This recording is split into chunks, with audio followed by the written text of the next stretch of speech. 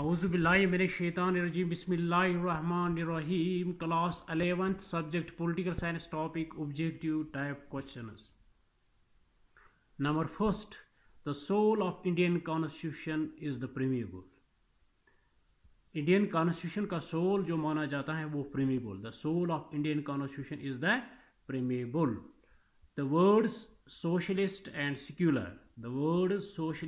secular were added in the Preamble in 42nd Amendment Act. The words socialist and secular were added in the Preamble during 42nd Amendment Act 1976. Number third, Preamble is the introductory document of Indian Constitution. Preamble is the introductory document of the Indian Constitution. It means that Preamble is the introduction with the Indian Constitution. Number fourth, the Preamble describes India as a sovereign, socialist, secular, democratic and republic. The aims and objectives of Indian Constitution are laid down in the Preamble.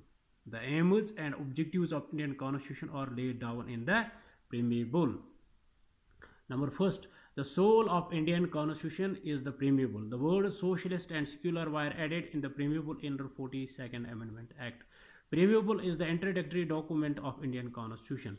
The Preamble describes India as a sovereign, socialist, secular, democratic and republic. The aims and objectives of Indian Constitution are laid down in the Preamble. The Indian Constitution came into existence. The Indian Constitution came into existence on 26th January 1950. The Indian Constitution came into existence on 26th January 1950. The Indian Constitution is well known as the longest written constitution of the world. The Indian Constitution is well known as the longest written constitution of the world. The Indian Constitution originally have 395 articles, 8 schedules and 22 parts.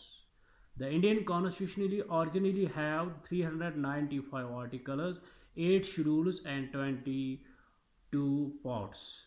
The 7th schedule of the Indian Constitution deals with the distribution of powers or division of powers.